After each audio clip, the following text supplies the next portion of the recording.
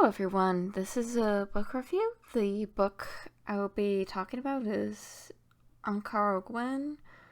I think that's Cornish for the white stag. I'm basing that kind of off my rudimentary knowledge of Welsh, but let's get right into it.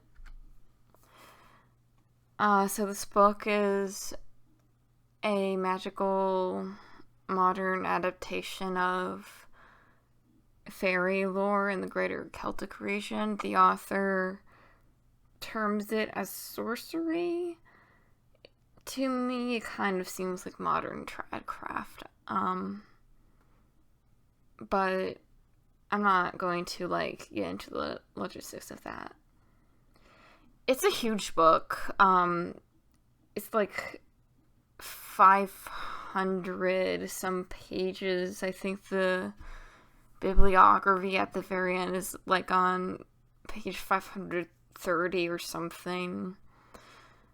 But it's a very historical and socio-ecological look. I noticed this mainly the author's kind of interpretation. We'll get into that a little later on. Okay, so the book is basically just analyzing these Irish ballads, what we know of, especially Welsh folk belief and Irish folk belief, although the author mentions some things being specifically Cornish as well. The explanations and analysis go into a lot of detail. I'll get into why that is not always a strength in a bit, but that was something about the book I did appreciate, especially kind of when it came to the aspects of the soul and stuff. I really liked how the author wrote the rituals in this book. It's quite energetic, well thought out, symbolic. There is also a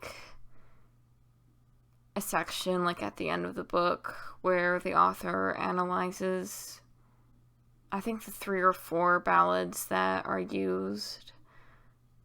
And also there are quite a few historical analyses, especially in the linguistic portion, to kind of make a point. So let's get into some of the reasons why I was actually very disappointed with this book after I finished reading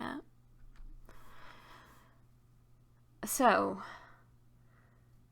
I don't think this is a bad book, but I do think this is a slog of a book, especially towards the beginning. The reason I say that is because the author talks quite a bit about certain aspects of magic that seem to me are rather inherent and do not need kind of the slant the author went for.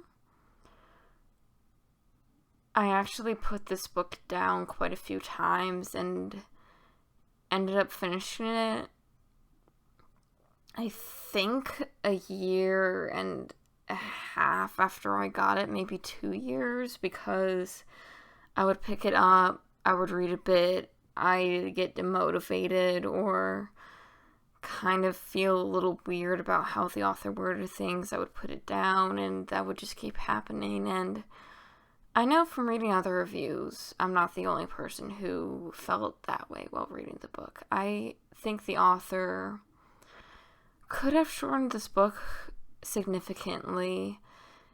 It's a 500-page book that didn't need to be a 500-page book. It could have been a 400-page book, easily.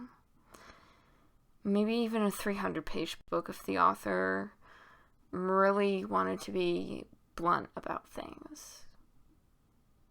There were a lot of repeated points as well.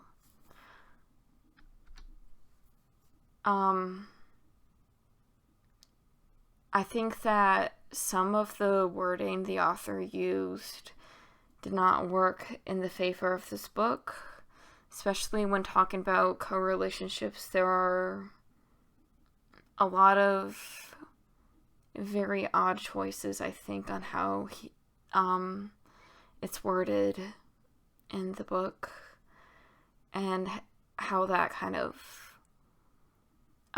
feeds into kind of a little bit more of a dogmatic slant, especially concerning exactly how to think of the fairy in nature, and especially like interconnectedness in modern life.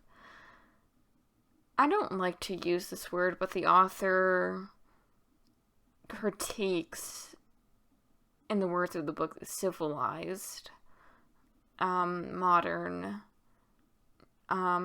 living. It's kind of off-putting to me also that the author beats down a rather common aspect of living these days in order to push the point that the magic practitioner should be mindful of the natural world. I think it is entirely possible to both live in what we would consider a modern aspect and also be considerate of the natural world. So my biggest issue about this book is the way the author words things, and the fact it is so long when it doesn't really need to be that long. However, it is not a bad book because of that.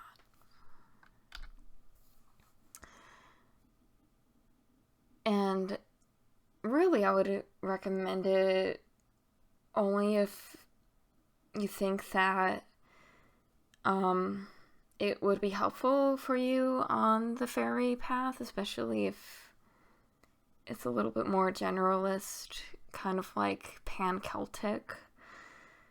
It does offer a different perspective. The author does have access to resources that I kind of looked into some of them. They can be kind of hard to obtain, at least where I live. So if you're finding that you're kind of running dry on some sources on Celtic perspectives of magic, which recently it's been less of an issue, but I know historically Celtic pagan and witchcraft kind of things are less common to run by, then maybe it would still be worth checking out for you, despite some of the downsides I've listed.